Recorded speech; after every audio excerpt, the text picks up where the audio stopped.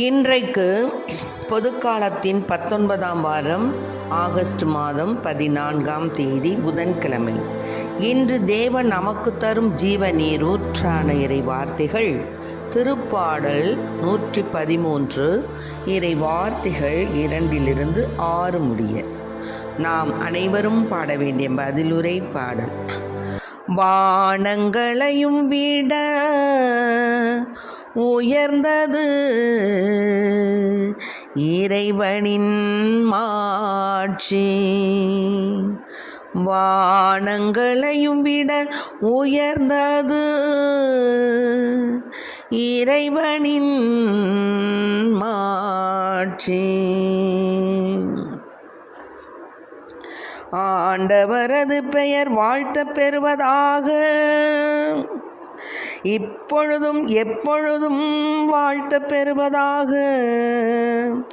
கீழ்திசை முதல் மேற்றிசை வரை ஆண்டவரது பெயர் போற்றப்படுவதாக. ஆண்டவரின் ஊழியர்களே, அவரை புகழுங்கள், அவரது பெயரை போற்றுங்கள். வானங்களையும் விட உயர்ந்தது இறைவனின் மாட்சி. மக்களினங்கள் அனைத்திற்கும் ஆண்டவர் மேலானவர். வானங்களை விட உயர்ந்தது அவரது மாட்சி. நம் கடவுளாகிய ஆண்டவருக்கு நிகர் யார்? நம் கடவுளாகிய ஆண்டவருக்கு நிகர் யார்? அவர் போல வானளாவிய உயரத்தில் வீற்றிருப்பவர் யார்? வானங்களை விட உயர்ந்தது இறைவனின் மாட்சி. அவர் வானத்தையும் வையகத்தையும் குனிந்து பார்க்கின்றார். ஏழைகளை தூசியிலிருந்து அவர் தூக்கி நிறுத்துகின்றார். வறியவரை குப்பை மேட்டிலிருந்து கைதூக்கி விடுகின்றார். ஏழைகளை தூசியிலிருந்து அவர் தூக்கி நிறுத்துகின்றார். வானங்களை விட உயர்ந்தது இறைவனின் மாட்சி. உயர்குடி மக்களிடையே தம் மக்களுள் உயர்குடி மக்களிடையே அவர்களை அமர செய்கின்றார். மலடியை அவள் இல்லத்தில் வாழ வைக்கின்றார்.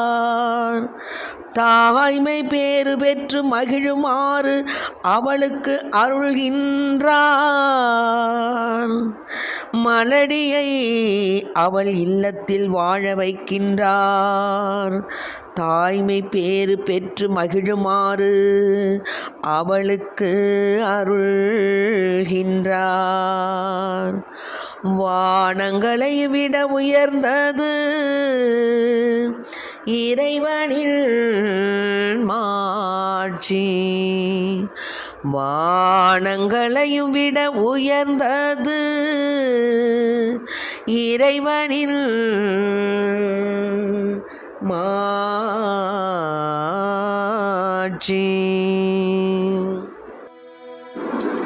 இன்றைக்கு நம் தேவன் தரும் ஜீவ நீர் ஊற்றான இறை வார்த்தைகளை கேட்டோம்.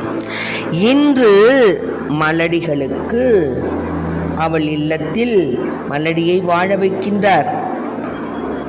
தாய்மை பேறு பெற்று மகிழுமாறு அவளுக்கு அருள்கின்றார். ஆமென். ஆக பிள்ளை பேறு இல்லாத மனம் கசிந்து அழுகின்ற பிள்ளைகளே, உங்களுக்கு இன்று தேவன் மகப்பேறு அளிக்கின்றார். ஆமென். நன்றாக எழுதி கொள்ளுங்கள். உங்களுடைய உள்ளத்திலும் இல்லத்திலும் மகிழ்ச்சிக்கு மேல் மகிழ்ச்சி பொங்கி வழியப் போகின்றது. ஏனெனில் ஆண்டவர் உங்கள் கண்ணீரை காண்கின்றார். உங்கள் கண்ணீருக்கு இன்று பதில் தருகின்றார். பிள்ளைகளே, பிள்ளை பேர் இல்லாமல் அழுது புலம்பி தவித்து கொண்டு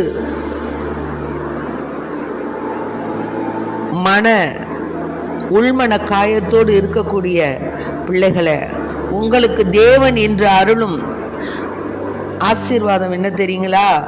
உங்களுக்கு பிள்ளை பேறு என்ற பரிசினை அளிக்கின்றார். ஆமென். தேவன் மிகவும் போற்றுதற்குரியவர். அவர் பரிவும் இரக்கமும் கொண்டவர். அன்று தன்னுடைய போதனையை கேட்க வந்த மக்கள் என்ன செய்வார்கள்? பசியுடன் இருக்கின்றனரே என்று 5 அப்பங்களையும் 2 மீன் துண்டுகளையும் வைத்து 5000 பேருக்கு உணவளித்த தேவன் அவர்கள் மீது பரிவு இரக்கம் கொண்டு அவர்கள் என்ன செய்வார்கள்? அவர்கள் சோர்ந்து போயிருக்கின்றார்களே என்று அவர்களுக்கு ஆன்ம உணவு தந்த இறைவன் உடலுக்கும் உணவு தருகின்றார். அதுபோல இன்று இன்று இன்று தேவன் பிள்ளை பேரற்ற குழந்தைகளுக்கு பிள்ளை பெயரை தருகின்றார், ஆசீர்வாதத்தை தருகின்றார். ஆண்டவரது பெயரை போற்றி வாழ்த்துங்கள், அவரை புகழுங்கள், இப்பொழுதும் எப்பொழுதும் அவரை புகழுங்கள். கீழ்த்திசை முதல் மேற்றிசை வரை ஆண்டவரது பெயரை போற்றுங்கள். மக்களினங்கள் அனைத்திற்கும் ஆண்டவர் மேலானவர், வானங்களை விட உயர்ந்தது அவரது மாட்சி. நம் கடவுளாகிய ஆண்டவருக்கு நிகர் யார்? ஆமென். இதுதான் இன்று தேவன் நமக்கு தரும் ஜீவ நீரூற்றான இறை வார்த்தை. கடவுளுக்கு, நம் கடவுளுக்கு நிகரானவர் யார்?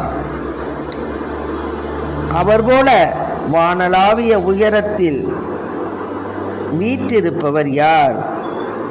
ஆமென். ஏனெனில் தேவன், நம் தேவன்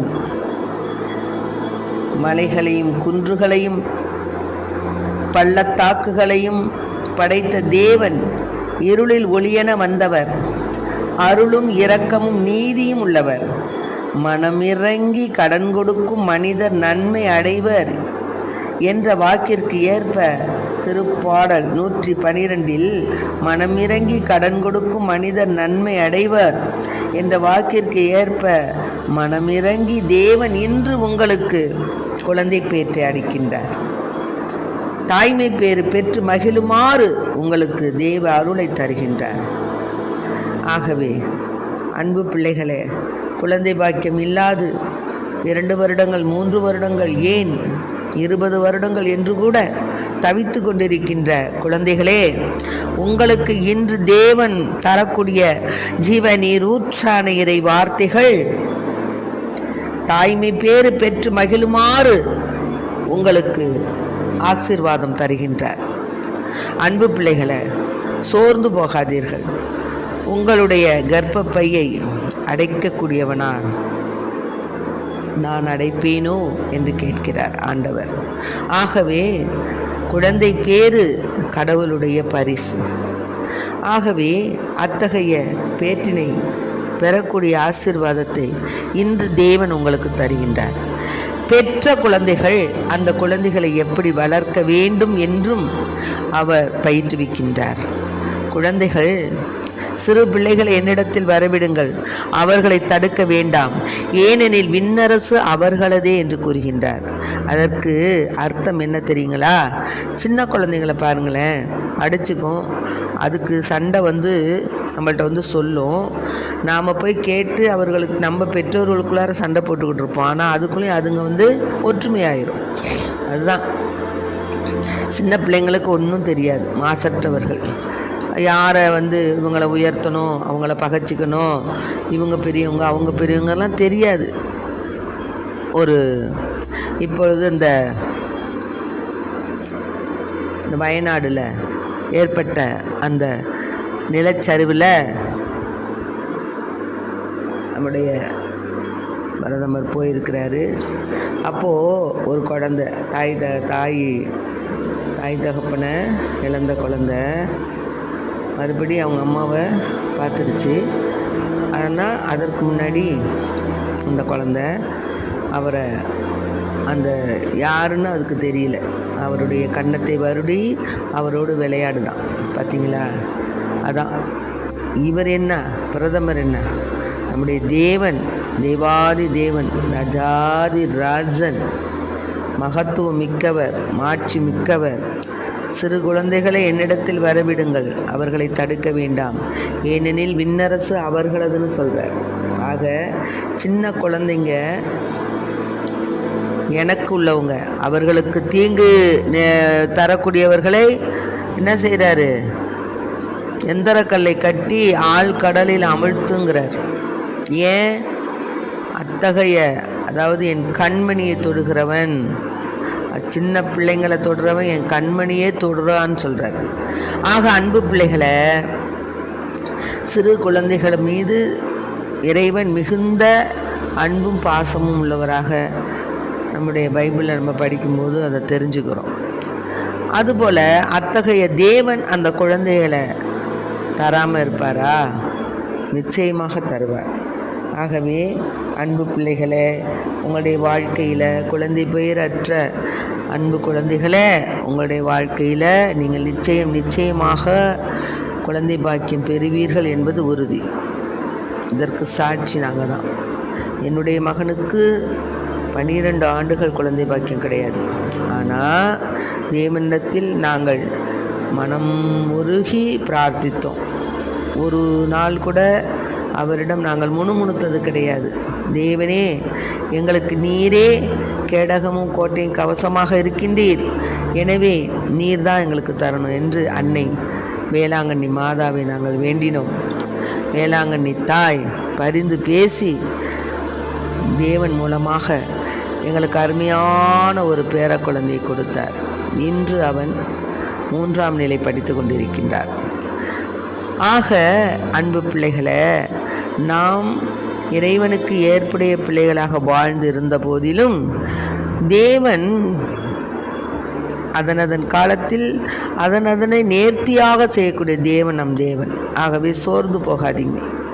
நாம் எவ்வளவோ நற்காரியங்கள் செய்கிறோம், நற்கிரிகைகள் செய்கிறோம், எல்லா விதமான ஆசீர்வாதமான செயல்பாடுகளையும் செய்கிறோம். ஆனாலும் சில தடைகள், சில செல்வங்கள் நமக்கு கிடைப்பதில்லை, குழந்தை செல்வம். அதற்காக நம்ம சோர்ந்து போக தேவையில்லை. தேவன் நமக்கு நிச்சயமாக தருவார். யோபுவை பாருங்கள், அழகான குழந்தைகள், அவர்கிட்ட இருந்த குழந்தைகள் போல அழகுள்ள குழந்தைகள் யாருமே கிடையாது. யோபுனுடைய அந்த நூலை எடுத்து படித்து பார்த்தீங்கன்னா அதில் தெரியும், அவருக்கு அப்படிப்பட்ட அழகான பிள்ளைங்க பிறந்தாங்க. ஆனால் அத்தகைய பிள்ளைகளும் அவர் இழந்தார். அவர் இழந்தாலும் கடைசியில் அவருக்கு என்ன கிடைத்தது? இரட்டிப்பான ஆசீர்வாதம்.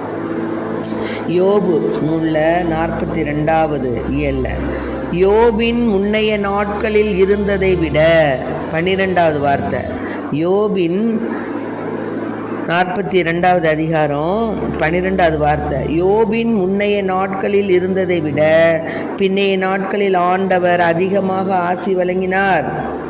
இப்பொழுது 14,000 ஆடுகளும் 6,000 ஒட்டகங்களும் 1000 ஏர் மாடுகளும் 1000 பெட்டை கழுதைகளும் அவருக்கு இருந்தன.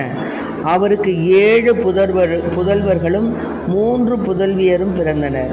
மூத்த மகளுக்கு எமிமா என்றும் 2வது மகளுக்கு கெட்டிசியா என்றும் 3வது மகளுக்கு கெரேன் அப்பூக்கு என்று பெயரிட்டார். யோபின் புதல்வியரை போல் அழகு வாய்ந்த நங்கையர் நாடெங்கும் இருந்ததில்லை. அவர்களின் தந்தை அவர்களின் சகோதரர்களோடு அவர்களுக்கு சொத்தில் உரிமை கொடுத்தார். அதன்பின் யோபு 140 ஆண்டுகள் வாழ்ந்தார். தம் பிள்ளைகளையும் பிள்ளைகளின் பிள்ளைகளையும் 4ஆம் தலைமுறை வரை கண்டுகளித்தார். இவ்வாறு யோபு முதுமையடைந்து பல்லாண்டு வாழ்ந்து இறந்தார். ஆகவே அன்பு குழந்தைகளே, இதை கேட்டுக்கொண்டிருக்கிற அன்பார்ந்த பிள்ளைகளே, நீங்களும் பிள்ளைகளின் பிள்ளைகளை 3ஆம் 4ஆம் தலைமுறை பார்த்து ஒரு ஆசீர்வாதம் உள்ள சம்பூர்ண ஆசீர் பெற்ற திரு குடும்பமாக நீங்கள் வாழ்வீர்கள். பிள்ளை பேரற்ற பிள்ளைகளே, நீங்கள் யோபுவை போல உங்களுடைய தலைமுறைகளை 3ஆம் 4ஆம் தலைமுறை வரை பார்த்து அவரை போல் ஒரு ஆசீர்வாதமுள்ள குழந்தைகளாக இருப்பீர்கள். குழந்தை பெற்ற பிள்ளைகளே, நீங்களும் உங்களுடைய குழந்தைகளோடு ஆசீர்வாதமாக தலைமுறையாக 3ஆம் 4ஆம் தலைமுறை பார்த்து ஒரு ஆசீர்வாதமுள்ள சம்பூர்ண ஆசீர் பெற்ற திரு குடும்பமாக நீங்கள் வாழ்வீர்கள். உங்கள் வாழ்வில் என்றென்றும் ஆசீர்வாதமே நிலைத்து நிற்கும். நீங்கள் செய்யக்கூடிய செயல்பாடுகளில் ஆண்டவர் உங்கள் கூட இருந்து உங்களுடைய கரம் பிடித்து வழிநடத்துவார். ஆமென். Praise the lord. மரியே வாழ்க.